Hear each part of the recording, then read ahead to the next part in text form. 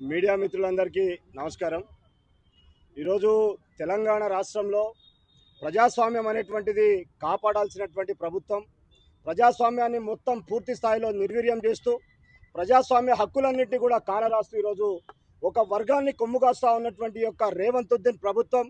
ఈరోజు నిజామాబాద్లో కానీ ఈరోజు బాన్సువాడలో కానీ ఈరోజు కామారెడ్డిలో కానీ యావత్ తెలంగాణ రాష్ట్రంలో ఈరోజు మా బీజేపీ కార్యకర్తల మీద మా పార్టీ నాయకులని మా పార్టీ యొక్క ఎమ్మెల్యేలని ఎంపీలని ఎమ్మెల్సీలని మరి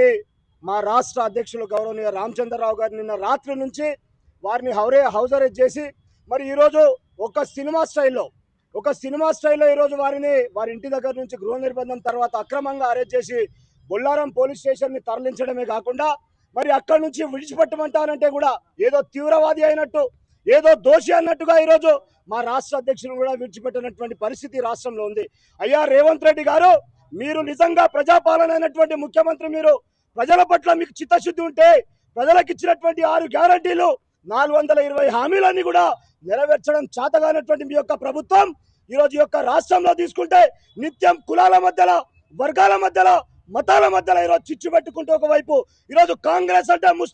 ముస్లిం అంటే కాంగ్రెస్ అన్నట్టుగా ఈరోజు వ్యవహరిస్తూ ఈరోజు అక్కడ ఉన్నటువంటి ఈరోజు బాన్సువాడలో మా యొక్క హిందూ మహిళ మా సోదరి ఈరోజు అమ్మవారి యొక్క పూజలు చేసుకుంటే అక్కడ ఒక వర్గానికి చెందినటువంటి మేనేజర్ ఈరోజు అమ్మాయిని దూషించడం కాకుండా ఆ తర్వాత అక్కడ ఉన్నటువంటి ఈ యొక్క కాంగ్రెస్ పార్టీ గుండాలు అక్కడ ఉన్నటువంటి ఒక వర్గానికి కొమ్ముగాస్తా ఉన్నటువంటి గుండాలందరూ కూడా తీవ్రవాదుల లెక్కన ఈరోజు ఒక మహిళ పైన విచక్షణ రహితంగా దాడి చేయడం, మరి ఇక్కడ ఉన్నటువంటి కామారెడ్డిలో కేసీఆర్ ని రేవంత్ రెడ్డిని చిత్తుగా ఓడగొట్టినటువంటి మా యొక్క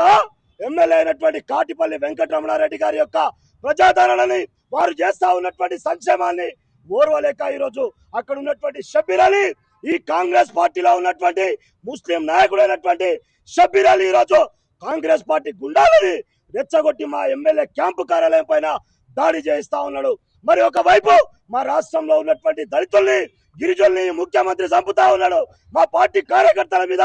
దాడి చేస్తా ఉన్నాడు, మా పార్టీ నాయకుల మీద దాడులు చేస్తా ఉన్నాడు, మా పార్టీ కార్యకర్తలకి రక్షించాల్సినటువంటి బాధ్యత ఈ ప్రజాస్వామ్య దేశంలో ఈ రాష్ట్ర ప్రభుత్వం రేవంత్ రెడ్డి మీదనే ఉంది। లేకపోతే ప్రజాస్వామ్యం రక్షించేటువంటి దమ్ము గాని ప్రజాస్వామ్య యోగ్యం గాని నీకు లేకపోతే గద్దె దిగమని చెప్పి హెచ్చరిస్తా ఉన్నా రేవంత్ రెడ్డి। రాబోయేటువంటి రోజులు భారతీయ జనతా పార్టీ అయినటువంటి విషయాన్ని కూడా హెచ్చరిస్తా ఉన్నా, ఖబర్దార్ బిడ్డ, కాంగ్రెస్ గుండాలారా, ముఖ్యమంత్రి రేవంత్ ఉద్దీన్ బీజేపీ కార్యకర్తల జోలికి వస్తే రాబోయే రోజుల్లో మీకు పుట్టగతులు ఉండవని చెప్పి హెచ్చరిస్తా ఉన్నాం।